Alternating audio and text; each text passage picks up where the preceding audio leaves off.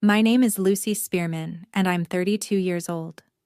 At my mother's backyard barbecue, my 4-year-old son reached for a fry, and my mother pulled the whole plate away.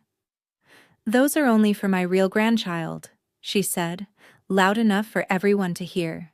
And they laughed. Comfortable laughter, the kind that means a thing has been said many times before. I didn't shout. I wiped Danny's hands, told him we were going somewhere better, and walked him 3 blocks to a diner. By midnight, my mother was calling me over and over because she had just remembered something she needed from me. What she didn't know was that I had finally remembered something too. And the answer was sitting in a box I hadn't opened in 5 years. To understand why a plate of fries ended something in me for good, you have to understand how it always was. I grew up second. Not second place in a race, because a race has a finish line and a winner. I mean second the way a couch is second. Present. Useful. Expected to hold weight. Never once admired. My sister Chelsea came along 2 years after me, and from the day she arrived, our whole house turned toward her like she was the only window in the room. Chelsea cried and someone came running. I cried and someone told me to keep it down. Chelsea got asked how she was feeling. I got asked what I could fix. By the time I was 10, I already knew my job. I was the strong one, the capable one, the daughter who didn't need anything, which is a strange thing to decide about a child. Nobody decides a 10-year-old doesn't need anything. They just find it convenient to believe. My mother's name is Carol. She is the kind of woman who can make a compliment feel like a door closing. My father, Wayne, is quieter. For most of my life, I told myself his silence was a different thing than my mother's cruelty, that he just didn't see it. It took me a long time to understand that a man who watches and says nothing has made a choice too. If you ever want to know exactly where you stand in a family, look at the refrigerator. On my mother's refrigerator, there were 9 photographs. I counted them once, standing in her kitchen while she talked at me about something Chelsea had done. 9 photos of my nephew Carter, Chelsea's son. Carter at the beach. Carter in a tiny baseball cap. Carter blowing out candles, 9 of him, held up by little plastic magnets shaped like fruit. There were none of my son. I found one photo of Danny later, tucked behind the electric bill in a drawer, like a thing that had been received and then quietly filed away where it wouldn't have to be looked at. I was the one they called when something needed doing. I cut my mother's hair for free in her own kitchen, kneeling on a towel because she didn't like the way the salon chairs sat. I covered a heating bill one winter that my parents told the relatives they'd just forgotten to pay. Chelsea was treasured. I was relied on. Those are not the same thing, and it took me half my life to feel the difference in my body instead of just knowing it in my head. The one place the arithmetic reversed was my salon. I opened Wildflower Salon in 2022, in a little storefront with a bell on the door and a heating system that groaned in January. It wasn't much, but at that salon, everyone knew Danny's name. My regulars saved the good lollipops for him. He had a corner with a stool and a jar of crayons, and his drawings climbed up the edges of my mirrors, one taped a little higher every few months, like a chart of a boy growing into himself. At the salon, my son belonged to a whole small world of people who were glad he existed. At my mother's house, nobody even used his name.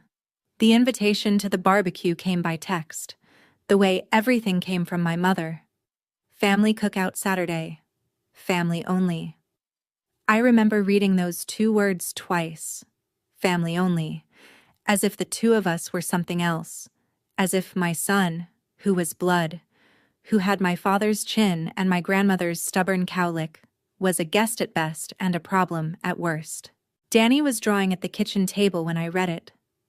He looked up at me with syrup on his cheek and asked why he wasn't ever on Grandma's refrigerator like his cousin was. He wasn't upset. He was 4. He was just trying to understand the shape of the world. I didn't have an answer that was true and kind at the same time. So I wiped the syrup off his face and told him some refrigerators just run out of room. He accepted that, because children accept almost anything from the people who love them.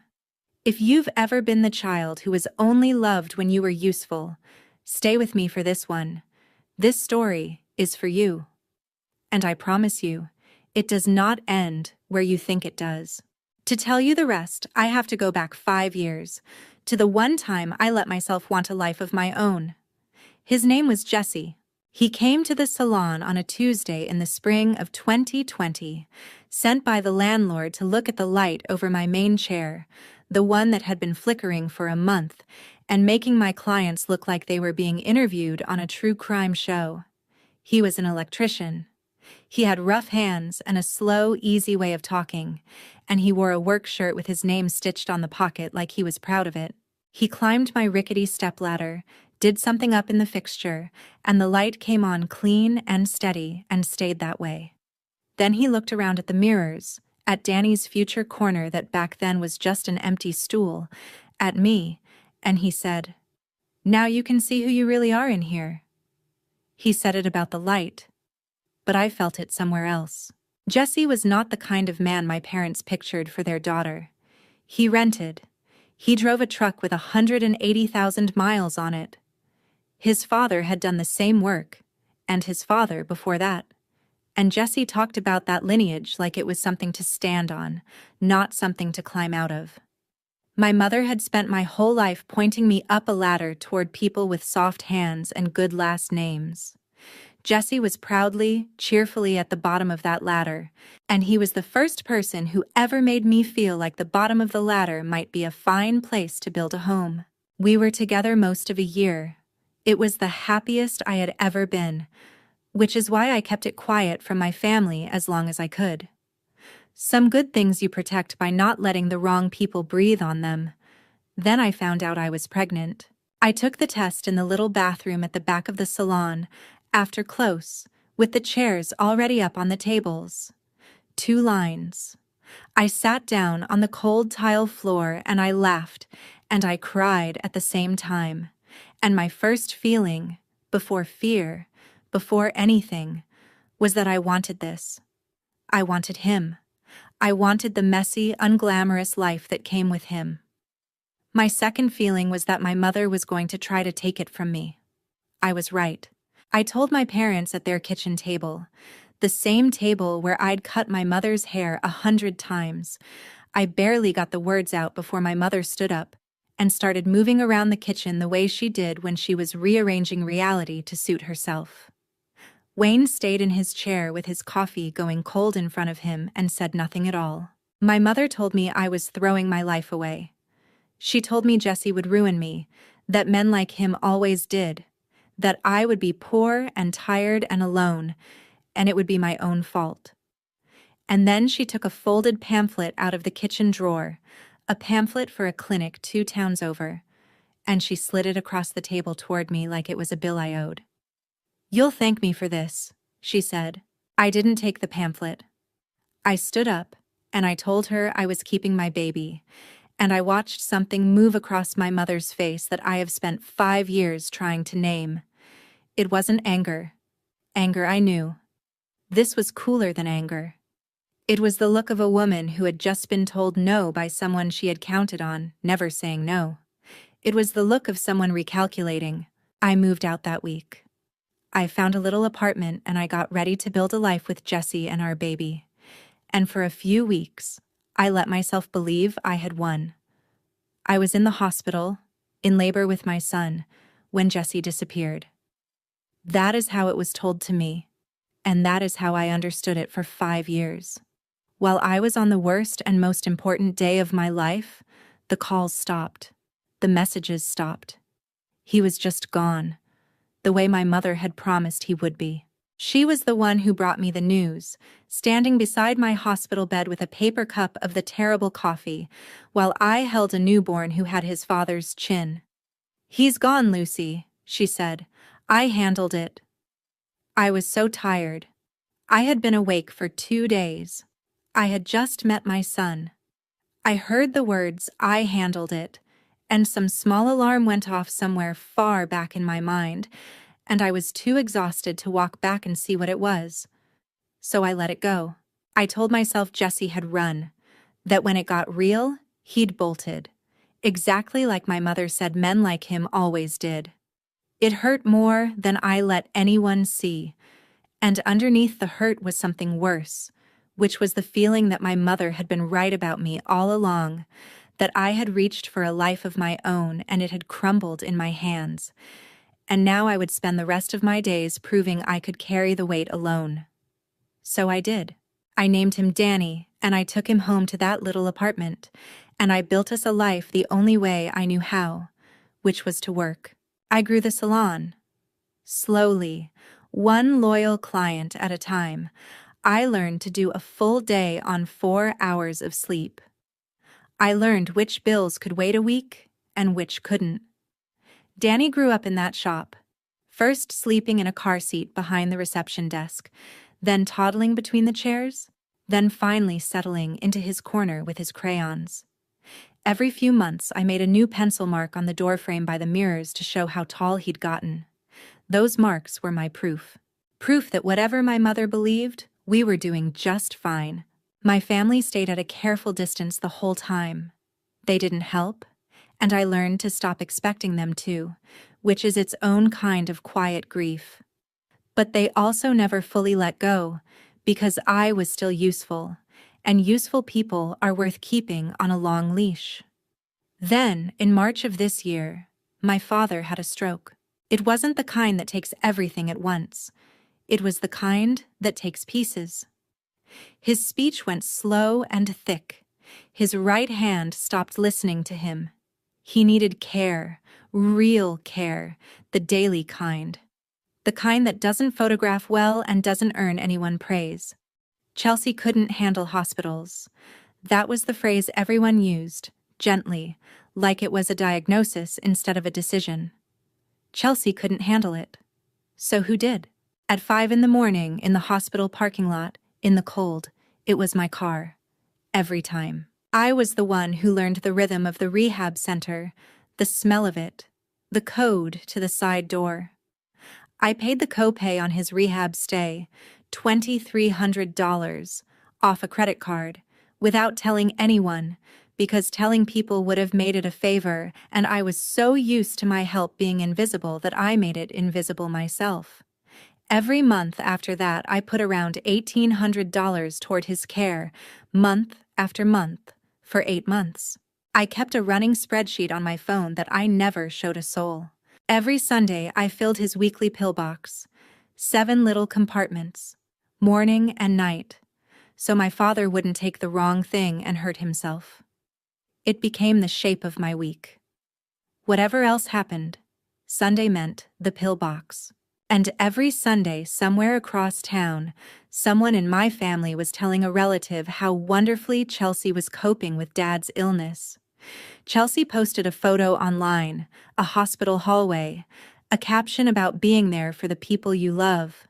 She got 200 comments telling her she was an angel. I was the one there. She was the one being there for Dad, out loud, where it counted for something. When the barbecue invitation came, I almost didn't go. But my mother made a point of it, and I understood why. There would be relatives at that barbecue. Aunts, cousins, the family friends. My mother needed the picture to look right. She needed the whole clan present and smiling, so no one would ask too many questions about who was actually holding my father together. I was part of the picture she needed. Danny was an afterthought she'd tolerate. I told myself it was one afternoon. I dressed my son in a good shirt. I made a pasta salad in my nicest bowl. And I drove us over to my mother's house with no idea that I was walking into the last hour I would ever spend pretending. It was a bright, hot Saturday at the end of August. The backyard was full of people and the smell of charcoal. There were 2 coolers on the patio. One had a piece of blue tape on it that said family, in my mother's handwriting. That was where the good drinks were.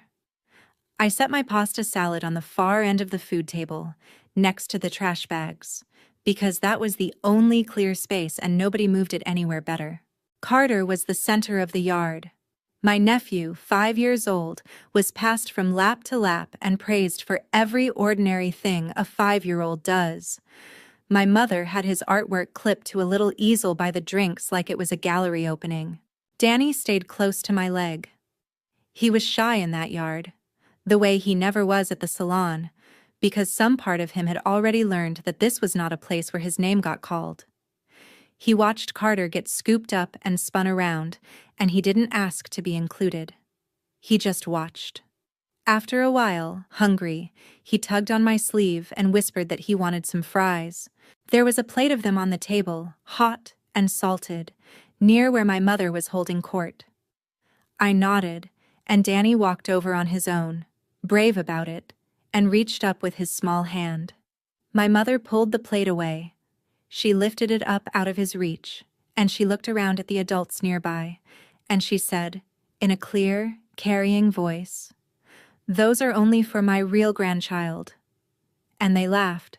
That's the part I need you to sit with, because it's the part I still hear at night. It wasn't shocked laughter. It wasn't cruel, sharp laughter. It was easy. It was comfortable. It was the laughter of people who had heard my mother say things like this before, about me, about Danny, for years, and had gotten so used to it that it landed as a joke instead of a wound. Danny's hand was still up in the air. He didn't understand what had happened yet. He looked up at me across the yard, and his face was asking me a question. He was asking me if it was true, if he wasn't real, if that was a thing a boy could not be. Something in my chest went very, very still. I have thought a lot about that stillness. It wasn't rage, though I had every right to rage. It was more like a door in me swinging shut, softly, all the way, and locking. 5 years of telling myself these were just their ways, that if I stayed patient and useful they might someday warm to us. All of it closed in that one quiet second. I was done. I just didn't announce it. I never do. I walked over to my son. I took the paper napkin from the table and wiped his hands. Slowly, because I wanted him to feel me being calm. I crouched down to his level and I told him we were going to go get our own fries. Somewhere better. Just the two of us. Then I stood up, took his hand, and walked out of my mother's yard. I didn't slam the gate. I didn't say a word to anyone. Behind me, I could still hear the party going, uninterrupted, like the ground hadn't just shifted under all of us. There was a diner 3 blocks away, a little place called Marlene's with a chrome counter and a bell on the door. Danny cheered up on the walk, swinging our joined hands. Inside, a waitress with kind eyes and a name tag that said, "Marlene took one look at my boy and treated him like he was the most important customer she'd ever had." She brought him his own basket of fries, and when he'd nearly finished, she came back and set down a second basket without being asked, and said, "These ones are all yours too, sweetheart. Refills are on me." Danny grinned up at her like the sun had come out. He got more warmth from a stranger in an apron in 10 minutes than he'd gotten from his own blood in 5 years. I sat across from him and watched him be a happy kid, and I felt something loosen in my shoulders that I hadn't known was clenched. And then my phone buzzed on the sticky diner table. A missed call. My mother. By the time we got home and I'd given Danny a bath and put him to bed, my mother had called 11 times. I sat in the dark of my bedroom and listened to the voicemails pile up, and you could hear the whole story of who my mother is just in the order of them. The first ones were fury. How dare I? How dare I embarrass her in front of everyone? Did I know how it looked? Storming off like that? Making a scene over nothing? Over a plate of food? She had raised me better than to be so dramatic. Then, somewhere around the 7th or 8th message, the tone changed. The fury drained out, and something else came in. Need. My father had taken a turn that evening. His medication schedule was off. She didn't know which pills, didn't know the rehab number by heart, Didn't know any of it because she had never once had to know it. I did. I always had. She didn't hear the difference between her own messages. The rage and the need sat right next to each other in her voice, like they belonged together. But I heard it. I heard a woman who would insult my child in front of a laughing crowd at 2 PM and call me desperate for help at midnight and expect me to answer as if the first thing had never happened. I looked at my phone for a long time, then I typed one word and sent it, and put the phone face down on the nightstand. Remember. That was all. One word. Remember what you said about my son? Remember the laughing? Remember it the next time you need someone real to show up at midnight. She texted back within a minute. There was no apology in it. There was no acknowledgement. There was only an instruction and an assumption and an entitlement so complete it almost took my breath away. She needed me at the house first thing in the morning to deal with Dad. She said it like a manager reminding an employee of a shift. I sat there in the dark, and I understood something that I should have understood years earlier. In this family, I was not a daughter. I was a resource. Loved when useful. Called when needed. Laughed at when convenient. And I decided 2 things at once, that night, and they didn't cancel each other out. The first was that I would not go back to being invisible, not for one more day. The second was that I would not be cruel about it. My father was a sick old man, and however small the part of him that had ever tried to protect me, I was not going to punish his failing body for my mother's sins. I would make sure he was cared for. I just wouldn't be the invisible hands doing it anymore. I looked at the pill box sitting on my kitchen counter, the one I would normally deliver in the morning, 7 little doors, all filled. And I felt, for the first time in years, that I might finally set some of this weight down. Then a new text came in, and it wasn't from my mother. It was from my Aunt Colleen, my father's younger sister, a soft, quiet woman who had never asked me for anything in her life. "Come by tomorrow," it said. "There's a box of your dad's things you should see. Please, just you." I read it twice. Aunt Colleen never texted like that. She never asked for private meetings, and the word please, sitting there on its own, had a weight to it I couldn't quite place. I went to Colleen's the next afternoon. My father was in a rehab facility by then, and my mother, in the way she managed everything, had asked Colleen to store a few boxes of his things while the house got sorted out. So Colleen's spare room was stacked with cardboard boxes, and the whole space smelled of mothballs and old paper. Colleen met me at the door, and she looked like she hadn't slept. She led me back to that spare room, and in the middle of all those boxes, set apart on the bed like it had been quarantined, was a single shoebox. "I found it going through your dad's things," she said. Her hands were trembling. "I wasn't going to my grave holding this, Lucy. I couldn't." I sat down on the edge of the bed and I took the lid off the shoebox. Inside was a stack of envelopes, held together with a dry, cracked rubber band. They were letters. Every one of them was addressed to me, in a man's blocky, careful handwriting, at my parents' address.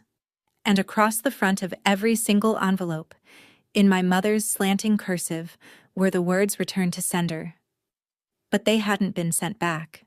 That was the thing my mind couldn't hold at first. They were marked "Return to sender," and then they'd been kept, hidden, in a box. For years, I knew that handwriting on the inside of those envelopes before I even opened one. It was Jessie's. My fingers went cold. I slid the rubber band off, and it snapped and fell apart in my hand. The first envelope on the stack wasn't a letter at all. It was a card. A children's birthday card with a cartoon dog on the front. And in Jessie's handwriting on the front, above the dog, it said, "For my son, Danny." I couldn't breathe. Colleen was crying now, quietly, standing in the doorway. She told me there was more. She reached into the box and lifted out a slip of paper, a check stub, and she put it in my hand. It was a canceled check. $600, made out from Jesse to my mother, dated the spring my son was born, endorsed, deposited, into my mother's account. Money he had sent for his baby, that my mother had cashed and kept and never breathed a word about. "There's one more thing you need to know," Colleen said, and her voice broke on it. "I was in the kitchen once back then, when he called the house looking for you." Your mother answered. "I heard her tell him you'd lost the baby." "I heard her say it, Lucy. She told him there was no baby at all, and I was too scared of her to say anything. God forgive me, I was too scared." The room tilted. He thought there was no baby. For 5 years I had believed that Jesse abandoned us, that he ran when it got real, and the whole time the truth was sitting in a shoebox in my father's things. Jesse hadn't run from his son. He had been told his son didn't exist. He had written letter after letter to a woman he was told wanted nothing to do with him, and everyone had been intercepted, marked returned, and buried. He had sent money for a baby he'd been told was never born. I opened one of the letters, my hands shaking so hard the paper rattled. It was short. He wasn't a writer, and you could feel him struggling to say the thing. He wrote that he didn't understand what had happened. He wrote that if I didn't want him, he would go, but he needed to hear it from me. And near the end, he wrote a line I have never been able to forget. "Just tell me you're okay, and I'll be whatever you need." I was 5 years too late reading it. I sat on my aunt's guest bed on the floor of that mothball-smelling room, surrounded by the wreckage of a lie I'd been living inside my whole adult life, and I cried in a way I hadn't cried since the delivery room. Danny's most recent drawing was folded in my bag, the one where he'd drawn our little family, just him and me and the salon, because that was the whole world he knew. His father had wanted him. His father had fought to reach him. And someone I called my mother had stood between a man and his child on purpose for 5 years and slept fine. When I could finally move, I looked at the top left corner of the envelope in my hand. A return address. Jesse's, out of state, a couple 100 miles south, in Kentucky. He might not even live there anymore. It had been 5 years. But it was a thread, and I had spent 5 years believing there was nothing left to pull. I could call. I waited until that night, after the salon was closed and Danny was asleep at a friend's house. I sat alone in the empty salon with the chairs up on the tables and one light on over my station, the same station where Jesse had once fixed a flickering bulb and told me I could finally see who I really was. And I dialed the number off the corner of a 5-year-old envelope, and I listened to it ring, and I did not know what I would say if a stranger answered, or a wife, or nobody at all. A man's voice picked up. "Careful." "Hello?" I said his name. I said mine. There was a silence so long I thought the call had dropped, and then he said, in barely more than a whisper, "Lucy?" And then, before I could answer, in a voice that cracked right down the middle, Are you okay? Are you real?" I told him I was real. I told him I was okay, and then I told him the thing I'd figured out how to say, and in the end I just said it plainly. "Jesse, we have a son. His name is Danny. He's 4 years old. He's alive, and he's mine, and he's yours." The sound he made is not a sound I can describe. It wasn't quite crying. It was more like something inside a person coming apart and being put back together at the same time. When he could speak again, all he could say was, "He's 4? He's 4? We talked for 3 hours. He told me his side, and every word of it fit the shoebox like a key fits a lock. He told me he had called the house over and over that spring, and my mother had told him I'd lost the baby, and then told him I was grieving and never wanted to see him again, and to stop calling. He told me he'd written letters until they stopped mattering, until the silence had convinced him it was real. He'd sent money the one time he had any, because it was the only fatherly thing left he could do for a child he'd been told was gone. "I stayed away because I thought that was what you wanted," he said. "I thought I was respecting you. Every single day I wondered if I'd done the right thing. Every day, Lucy." He wasn't the same reckless kid from 5 years ago. He'd gotten steady work, an electrical job with a crew he'd been with for years. He'd gotten his life quiet and sober and small. He said he still had a photo of me from back then. He laughed, wet and broken, and said he remembered I used to love the fries at that diner near the salon, the crinkle-cut ones, and how I'd steal his. Near the end of the call, he went very quiet, and then he asked me, so carefully, like he was afraid the answer would take a limb, "Would you ever let me meet him?" I told him yes, but not yet. First I had to understand the whole shape of what had been done to us, so I could make sure it never got a second chance. Because here is the thing I had to sit with, alone, in that dark salon, and it was almost worse than the lie itself. My mother had not done this to protect me. I had spent years imagining that, in her own twisted way, she'd thought she was saving me from a hard life. But that wasn't it. If it had been about my well-being, she'd have wanted me happy, eventually, in any form. She didn't. What she couldn't stand was the idea of me building a life she didn't control, with a man she considered beneath us. She would rather have a humiliated single daughter she could summon at midnight than a happy one she might lose to a decent man in a work shirt. It wasn't love gone wrong. It was control wearing love's coat. There was one more piece, and Colleen was the one who'd handed it to me weeks before without knowing what it meant. She'd once let slip that my mother, long ago, before my father, had been in almost exactly the position I'd been in. Young, pregnant, in love with the wrong sort of boy. And my mother had done the thing she demanded I do. She had folded. She had chosen the respectable path and let the other life go, and she had never, not once in 40 years, forgiven herself for it. That was the poison under all of it. She couldn't bear to watch me keep the very thing she had given up. My son wasn't a stranger's child to her. He was the ghost of a choice she'd spent her whole life pretending she didn't regret. Understanding that didn't make me want revenge. It made me tired, and it made me absolutely certain of one thing. I was not going to keep her secret. Not to destroy her. I had no interest in exposing the private wound she'd been hiding for 40 years, and I never did.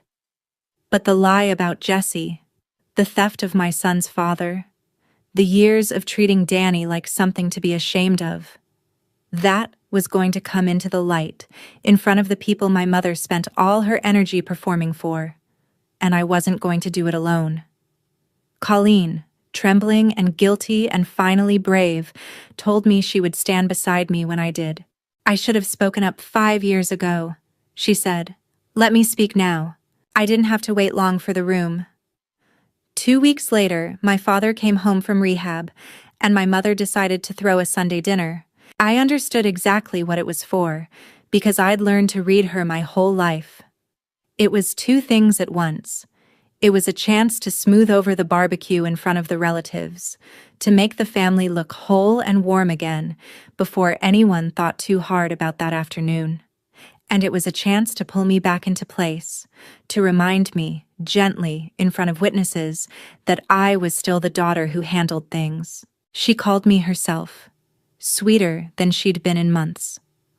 "Let's put all that ugliness behind us," she said. "Come to dinner. It's for your father. And bring Danny." A pause. "Have him behave this time. Have him behave." As if a 4-year-old reaching for a fry had been the problem in that yard, I said we'd come. Then I got to work, and I did it the way I do everything, quietly and completely. Before I set foot in that house, I arranged real care for my father. I hired a home health aide, a good one, and I paid the first month myself, so that when I stepped back, he wouldn't fall. I was not going to abandon a sick man to make a point. I was going to make sure he was held and then let go of the rope, and I packed the shoebox into my tote bag. The letters, the card, the check, all of it, held together with a fresh rubber band. The dinner was on a Sunday evening, the good tablecloth out, the whole clan there. Colleen, my cousin Ryan, the Fosters, Nadine and her husband, who'd been friends of my parents for 30 years and had been at the barbecue, and had laughed, though I didn't hold it against them yet, because they didn't know what I knew. I pulled into the driveway a few minutes early, and through the lit front window I could see them all in there, moving around the table, laughing, warm, a family in a photograph. My son's small hand was in mine on the console between us. Before I tell you what happened at that table, let me ask you something, because I think some of you already know this exact feeling. Have you ever had to stay perfectly calm while an entire room of people waited for you to break? If you have, tell me in the comments. I have a feeling there are more of us than anyone wants to admit. Then I took a breath, and I took my son's hand, and I walked in. The seating told me everything, the way the refrigerator always had. Carter sat at the head of the table, in the place of honor, at my mother's right hand, in a booster seat she'd bought special. Danny's plate had been set at the very far end, near the corner, alone. No one on either side of him. My 4-year-old climbed up into that chair by himself, at the edge of his own family, and started coloring on the paper placemat like he was used to being at the edge, because he was. We hadn't gotten through the first course before my mother started. She set down her fork and folded her hands and said warmly, for the whole table to hear, that she thought it would be good for everyone if I apologized for the way I'd behaved at the barbecue, for storming off, for making a scene, for being so dramatic over nothing and upsetting the whole day. The table got a little quiet. A few eyes came to me, waiting. I didn't apologize. I said, evenly, that I hadn't come to talk about the barbecue. My mother didn't like that, but she was skilled, and she pivoted. She started talking about my father, about how hard this illness had been on the family, on her, and how much everyone had pulled together.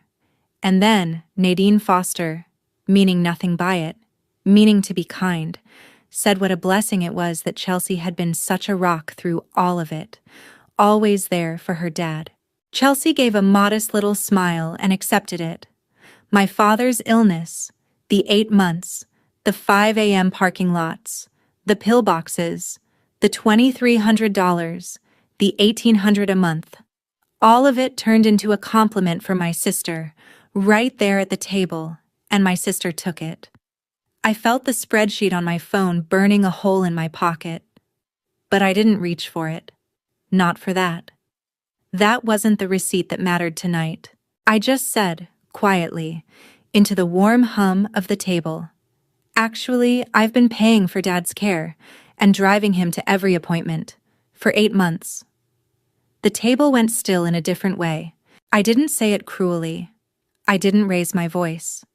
I just laid the plain fact down in the middle of the good tablecloth, and I watched the room rearrange itself around it. Nadine's smile faltered. My cousin Ryan looked at Chelsea. Chelsea's modest little smile curdled at the edges. My father, at his end of the table, went very quiet and stared at his plate. My mother recovered fast. She waved a hand and said something about how, of course, the whole family contributed in their own ways, and it wasn't a competition, and this was exactly the kind of drama she'd hoped to avoid tonight.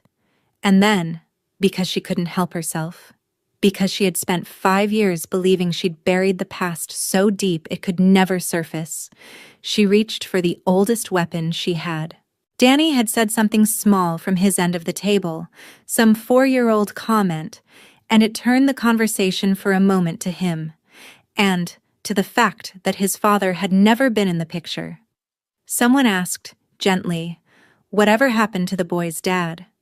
And my mother, secure at the head of her table, in front of all her people, said it. "Oh, that boy was trash," she said, with a little laugh, like it was settled history. We did you a favor getting rid of him. The word we. The words getting rid of him. They landed on that tablecloth and just sat there, in front of everyone. My father flinched.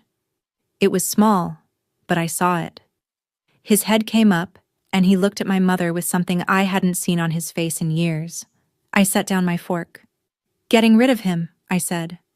How exactly, Mom? The room got very quiet.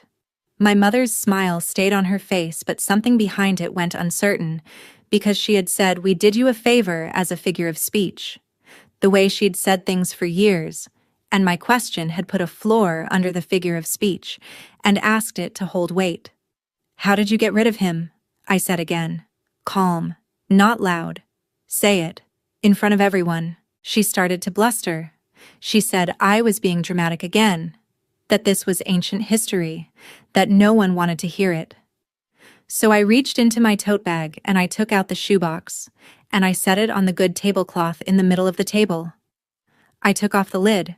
I lifted out the stack of letters, held with the fresh rubber band, and I turned the top one so the table could see the front. Return to sender, in my mother's unmistakable handwriting. I set it down. Then the birthday card, cartoon dog, for my son Danny, in a man's handwriting. I set that down beside the letters.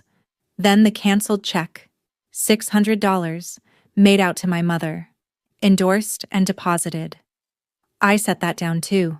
I didn't make a speech. I didn't recite 5 years of history. I just laid the pieces down, one at a time, and let the room read them. Danny's father wrote to me, I said. For a long time. Every letter came here, to this house. My mother marked them returned to sender and then kept them, in a box, so I would never see them. I picked up the top letter and I unfolded it, and I read one line aloud, just one. Just tell me you're okay, and I'll be whatever you need. I looked up at my mother. He wrote that, I said, and you sent it back. And then you told him I'd lost the baby. You told a man his son didn't exist. The silence at that table was total. Nadine Foster had a hand over her mouth. Ryan was staring at my mother like he'd never seen her before. Chelsea had gone white. And then Colleen spoke, from her seat, in a voice that shook but didn't stop. It's true, she said. I was here. I heard her tell him on the phone that Lucy lost the baby. I've carried it for 5 years and I'm done carrying it. It's true. My mother opened her mouth. Nothing came out. For the first time in my life, I watched Carol Spearman have no next move, and then my father spoke. Slow, thick. The words hard for him now. Each one dragged up out of a body that had betrayed him. He looked at my mother and he said, Carol, what did you do? 4 words. From a man who had watched, silent, for a lifetime. It wasn't enough to make him innocent. But it was the first true thing I'd ever heard him say. I stood up. I didn't scream. I didn't cry. I didn't stay to watch my mother try to build a new lie out of the ashes of the old one because I didn't need to. The verdict was already in every face at that table. Dad's care is arranged, I said quietly to the room. There's an aide starting Monday. I've paid the first month. He'll be looked after. But I'm done being the invisible one in this family, and I'm done keeping your secret. I walked to the far end of the table and I held out my hand to my son. Danny slid down from his lonely chair and took it. He was still clutching a dinner roll in his other hand, one he'd taken from the basket, half expecting someone to tell him it wasn't for him. Nobody did. I leaned down and I said softly, just to him, Come on, baby, there's somebody who's been wanting to meet you for a very long time. And we walked out. The front door clicked shut behind us. Not a slam. Just a small, final sound. Outside, the evening had gone cool. I stood on the front step for a second with my son's hand in mine, and I breathed out all the way, and it felt like I was exhaling 5 years I'd been holding in my chest. I'd love to tell you the fallout was clean and quick, but real life is slower and stranger than that. The home health aide I'd hired showed up Monday morning, right on schedule, and my father was cared for, exactly as I'd promised he would be. The family had to actually reckon with that.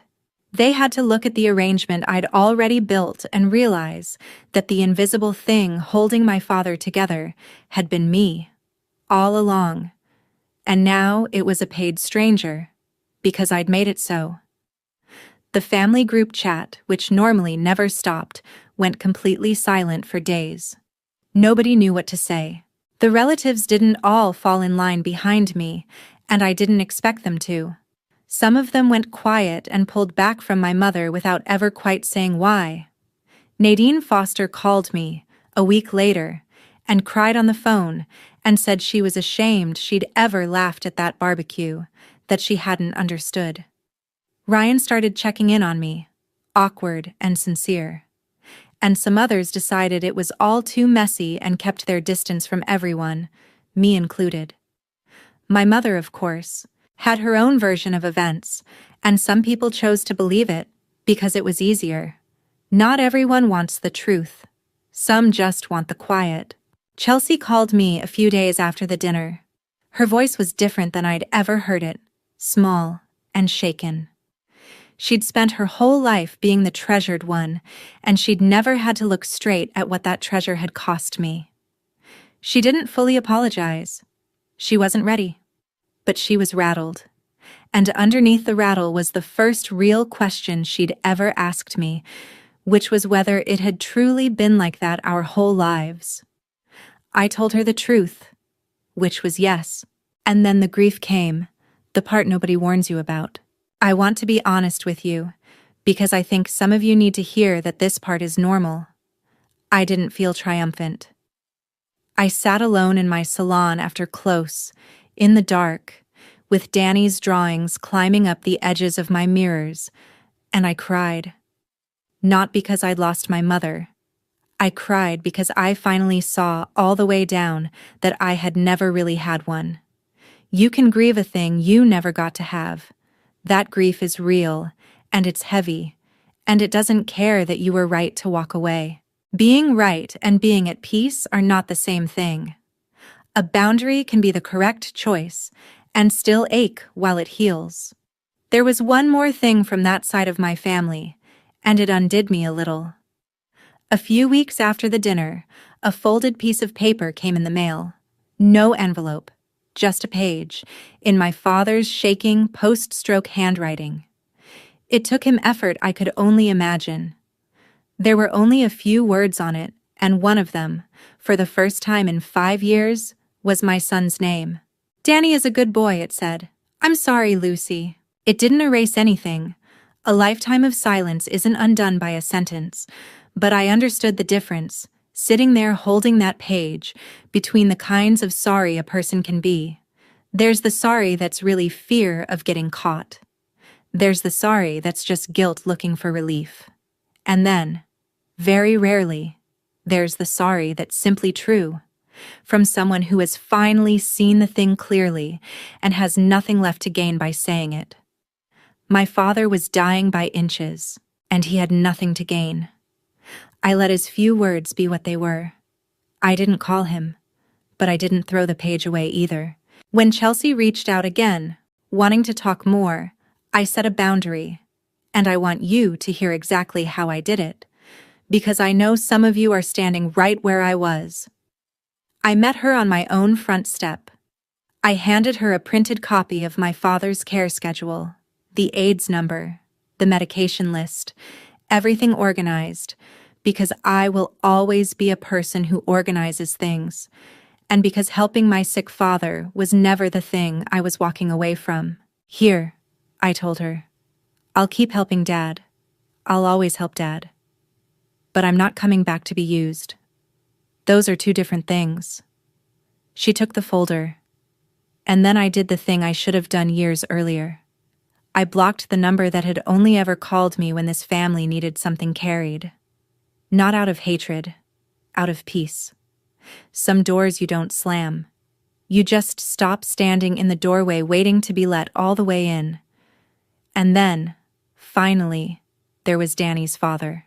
We took it slow, because a 4-year-old's heart is not a place you rush into. Jesse and I talked for weeks first. He drove up from Kentucky. And on a cool afternoon in late fall, I took my son to a park. And I told him there was a man there who had loved him since before he was born and had been trying to find him for a very long time. Jesse was already there when we arrived, sitting on a bench, and I watched a grown man's hands shake as we walked up. He didn't rush at Danny. He got down low, all the way to my son's level, the way you do when you understand that you are the giant and the child is the one who gets to decide. And then he held out a paper basket of fries, crinkle-cut ones. He'd remembered. He'd driven 3 hours and stopped to get the exact kind, and he held them out to my son, and he said, in a voice that was barely holding together, "These are all for you, buddy. Every single one."